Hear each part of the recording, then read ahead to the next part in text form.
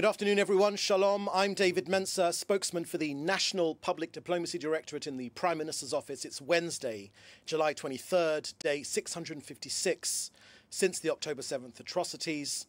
Please put your questions in the chat of this Zoom. Remember to put them to the Prime Minister's office directly, not a general track directly. And then after this short briefing, we'll get to your questions. We open today with profound sorrow, carrying the weight of heartbreaking news, the loss of courageous Israeli soldiers. Since the start of this war, 895 IDF heroes have fallen. These are not just numbers. These are not just statistics. Each was a life of promise, a future cut short, an entire world unto themselves. Staff Sergeant Amit Cohen was just 19 years old and from Holon. He fell in battle in southern Gaza. And Sergeant Major in the reserves Vladimir Loza was 36 years old and from Ashkelon. He too fell in battle in southern Gaza. The Prime Minister sent heartfelt condolences to the families of Staff Sergeant Amit Cohen and Sergeant Major Vladimir Loza. The Prime Minister said that Amit and Vladimir had fought bravely to safeguard Israel's security. He said that together with the entire nation, we mourn their loss and embrace their beloved families. We also pray for the full recovery of those wounded in these difficult incidents on the battlefield. May the memory of our heroes be blessed and cherished forever.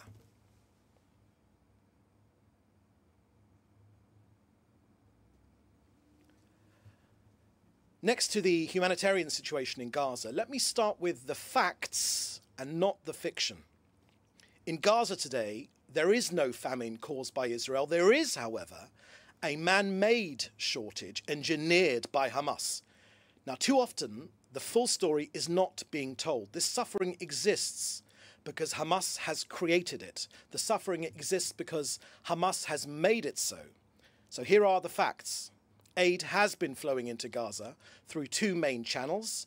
Firstly, through weekly food packages distributed by the Gaza Humanitarian Foundation, GHF, and secondly, through UN-coordinated shipments of raw materials for bakeries and communal kitchens. Israel facilitates this aid to ensure the aid reaches civilians directly without being intercepted by the terrorist organization.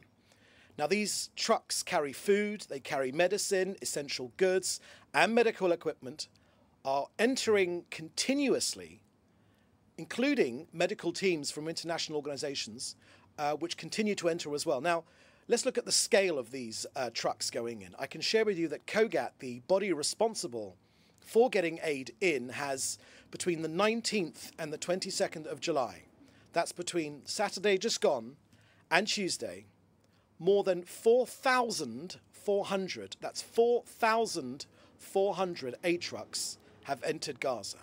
And in the coming week, an additional significant volume of additional trucks will also enter. Now, on board these trucks have been food, of course, but also flour, baby food, 2,500 tons of it, and high-calorie nutrition for children. The American Aid Foundation, GHF, is providing essential assistance delivered directly to Gazans through its distribution centers. Just yesterday, GHF distributed more than 2 million meals to Gazans. That's 2 million meals distributed to Gazans in one day. And there were no unusual incidences. Now, since it began operations at the end of May, 1.4 million aid packages have been distributed by GHF, and that means that 87 million meals have been distributed by GHF in total. Now, we have asked the United Nations to stop opposing this activity and for the good of Gazans to work together so that it can continue safely. Hamas, on the other hand, has stepped up its efforts to prevent direct distribution of this food and aid to Gazans, and this is further proof of Hamas's cruelty. It systematically endangers Gaza's residents, loots aid trucks, and tries to disrupt the functioning of food distribution centers, deliberately placing Gazans at risk of hunger. Now, next, this is very, very important. As things stand right now, and I confirm this in the last hour, there are more than 700 aid trucks, 700 aid trucks for the United Nations to pick up inside of Gaza. That means they've gone through security and they are waiting on the Gazan side of the border. Now, this is a bottleneck which has been caused by the United Nations, and it's the main obstacle to maintaining a consistent flow of humanitarian aid into Gaza. Now, just today, Israel's foreign ministry has said that the United Nations' obsession against Israel is unfortunately more important to them than helping the people of Gaza. Next, in terms of IDF action against Hamas, I can share with you in the last 24 hours, our Air Force has struck more than 120 terror targets across Gaza, as well as terrorists and infrastructure destroyed by our ground forces. Since the start of this Operation Gideon's Chariots, the IDF have eliminated about 1,500 terrorists. 1,500 terrorists have been eliminated, taken off the battlefield by our armed forces. Israel has also held territory across Gaza to ensure it stays free of Hamas, and also destroyed military buildings, sniper and observation posts, tunnels, weapons, and also other terror assets. Hamas is being systematically dismantled, both above ground and below it. And finally, before we get to your questions, on Syria, where over the last few days we saw appalling attacks by Bedouin and Syrian forces on the Druze in Syria. These have been truly terrible, shocking, barbaric attacks. Look, I can tell you, as you probably know, the Druze are our brothers. Let me make this clear. The state of Israel will not allow harm to the Druze in Syria, and we will continue to protect them from the new Syrian regime forces. And I can share with you as well that today the IDF reactivated the mobile forward facility for triage and hospital treatment of the wounded in the area of Qadar village in southern Syria. And that's to provide medical care to the Syrian Druze population in that area. And we will continue to extremely closely monitor developments in the area, with particular focus on the actions against the Druze civilians. Okay, so that's the end of our briefing here today. Now please put your questions in the chat together with your name and your news outlet, and we'll take your questions. I can already see there's 6 questions I can see here already. Remember to put your news outlet in your name. Okay, first question I can see here is from Joel Pollock at Breitbart News. And your question is, can you comment on the 109 aid organizations calling for a ceasefire in Gaza, citing starvation without mentioning the hostages? And also a second question, which I'll get to in a moment. Okay, your first question, Joel, was about the aid organizations calling for a ceasefire, citing starvation without mentioning the hostages. Thank you for your question, Joel. Look, when it comes to hunger in Gaza, firstly, there's a couple of points to make here. This idea of famine and starvation has been thrown at us consistently on a weekly basis for the last 2 years now. It has never come to pass. So these are false warnings which come from these aid organizations. And I also would say that where there is hunger in Gaza, it is hunger orchestrated by Hamas. This is very clearly their tactic, and it is working, because Hamas seeks to put international pressure, which unfortunately too many international countries are too willing to follow suit on, to put pressure on Israel to support their negotiating tactics, stopping them initiating or agreeing to a hostage release pause. So this pressure, which is coming, talking about starvation and famine, this is simply playing into Hamas's hands. Where there is hunger, it is hunger orchestrated by Hamas. It is hunger created by the terrorist organization, which means that it is even more important that of course, our hostages are released, but also that Hamas is no longer in control in Gaza to free the people of Gaza from the appalling treatment which they are receiving. They are starving their own people. Hamas are restricting food from their own people. And media, and I think this is true across too many outlets, are not reporting. They're reporting up to a point that there are problems of hunger in Gaza, but there are problems caused by Hamas. That final part of that sentence doesn't seem to have made it through. Okay, next question from Joel Pollack, Breitbart News. Is Israel experiencing a crisis in relations with Christian communities over the church in Gaza, settler violence, visas for evangelicals? Okay, well, thank you for that question, Joel.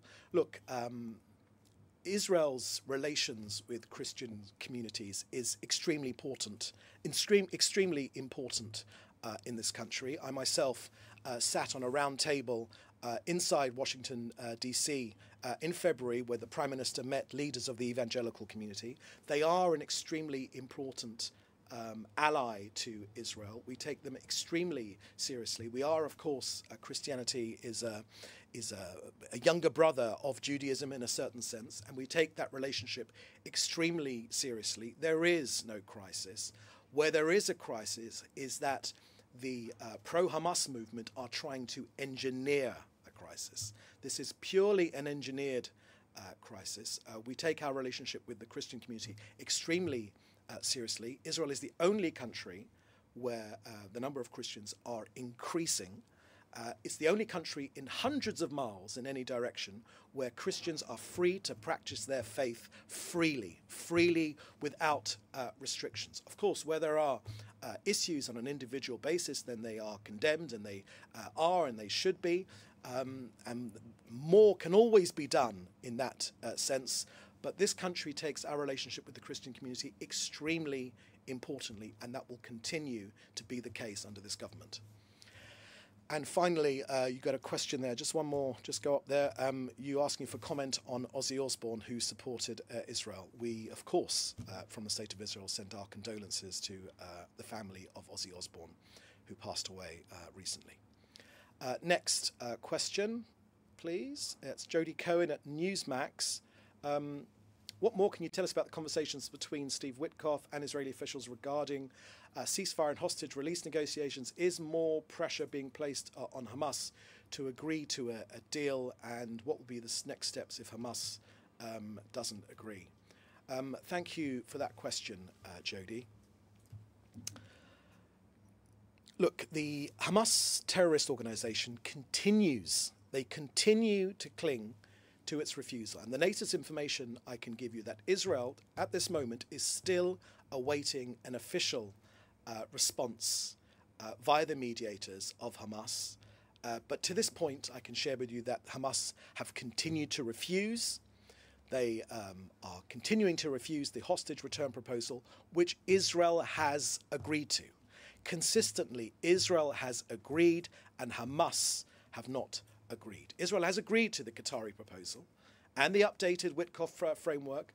It is Hamas, unfortunately, which persists in its refusal, and they have been setting unacceptable conditions. So the Israeli negotiating team is still in Doha, and these talks are continuing, and they will continue because our objective is to get our hostages home. As you know, in Gaza, there are 50 hostages still remaining, the living and those already murdered, cruelly abducted by the terrorist organization Hamas. Look, it's 656 days now. 656 days of appalling captivity. 20 of our hostages remain alive. That's the latest information we have. We, from our point of view here in Israel, have a moral and ethical obligation to do everything possible, and that is precisely what we are doing, and we will not rest. And the Prime Minister has repeated this again and again and again. We will not rest until every single last one of them are home. The dead for a decent burial, for closure for their families, to be reunited with their families and for burial in Israel, and the living so they can begin to rebuild their lives from their appalling ideal.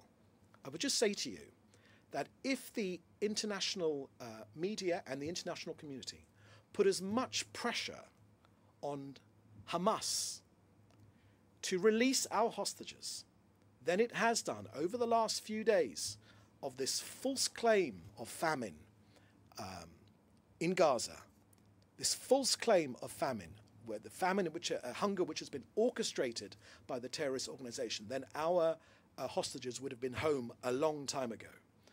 So our efforts to secure their return continue constantly. We're in coordination with the US. The Prime Minister is in personal contact with the President, President Trump, as well as with Steve Witkoff. And look, since the October 7th terror attack, we've managed to get back 205 people from Gaza. That's no mean feat. Our experts were saying that none of them would come home alive. 148 of them have come home alive. 57, unfortunately, came back deceased. And we are extremely grateful to President Trump and Mr. Witkoff for their steadfast support in our tireless effort to get our people home. They must be set free now, not tomorrow, not for another moment, right now. Our people must be set free right now. Okay, next question from Yotam Confino from the Daily Telegraph in the UK. There's some confusion about NGOs and their work inside Gaza after the GHF began distributing aid. Are international NGOs allowed to distribute aid inside Gaza from their regular distribution points, or are they only allowed to collect aid from the border crossings and then distribute from there? Thank you for that question, Yotam.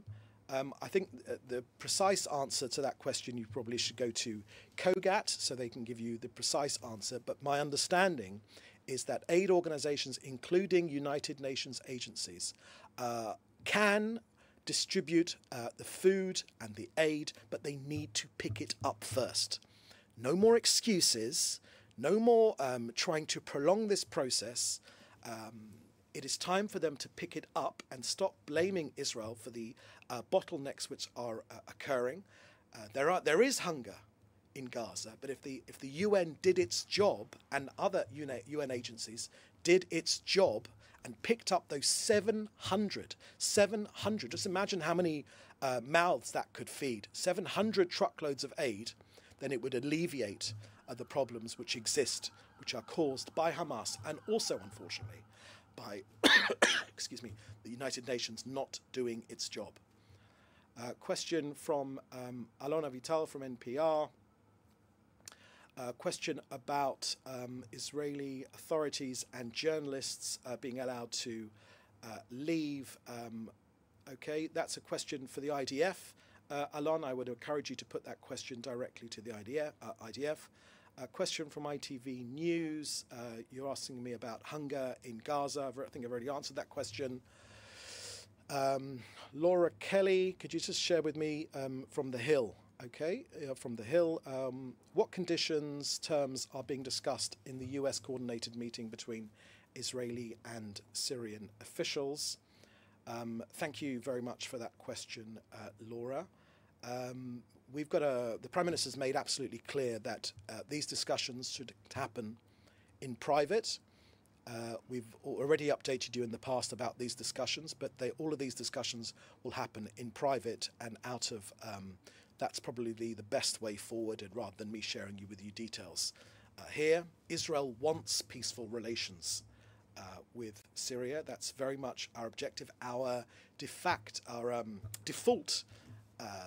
position is always for peaceful relations with all of our neighbours, including Syria, but we have made crystal clear that Syrian forces cannot come south of Damascus. That's extremely clear, and we will protect the rights of Christian communities as well as Druze communities which exist in Syria. That should be the objective, and it's already been said by the new Syrian leadership, and it has to be not just said, but it has to become true, because the current activity and the current awful attacks on Druze civilians has shown that, unfortunately, it is just words and not reality and action.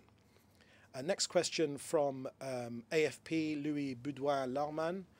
And you're saying that the UN has on numerous times said that those of its trucks allowed into Gaza, it has been unable to get Israeli coordination to guarantee safe passage from the border crossing to distribution point? Does Israel provide safe passage to aid trucks from Gaza's internal border to the UN and UN affiliated distribution centres? Thank you for that question, Louis. I think I've already addressed those points in my briefing, and I've said that there are 700 aid trucks full of food, laden with food, which would be of great help to alleviate what Hamas-caused suffering there is in Gaza, and they should be picked up as soon as possible. That's what the IDF has said, that's what COGAT has said, and I think for more information you should probably go to COGAT. Next question here. We haven't missed one, have we? No? Okay, next question here from James Marlowe, an independent journalist. Is Israel concerned about Hamas hijacking 700 aid trucks waiting to be picked up by UN representatives on the Gazan side? And can you say exactly where exactly the aid on the Gazan side? Is it the Kerem Shalom crossing? Thank you for that question, James. I would say to you that for precise information about that aid, I would ask COGAT. COGAT and the IDF have already put out information about those 700 trucks. Yes, the issue of looting of aid is extremely important. I would just remind you that we're in this problem now. Where there are problems of hunger inside Gaza, it is because Hamas is restricting the aid. They are taking the aid for themselves. In fact, the IDF just this morning, and I would encourage you to take a look at that, have released footage of captured tunnels full of aid. Aid which belongs to the people has been taken by the terrorist organization. So it is precisely to cut out Hamas, the terrorist organization, from the aid distribution process that the GHF, the American initiative, has been established, and that is our objective, to remove Hamas from this equation. Hamas hijacks the aid, they charge their own people. This is aid which is supposed to go to Gazans for free. It is their right to get it for free.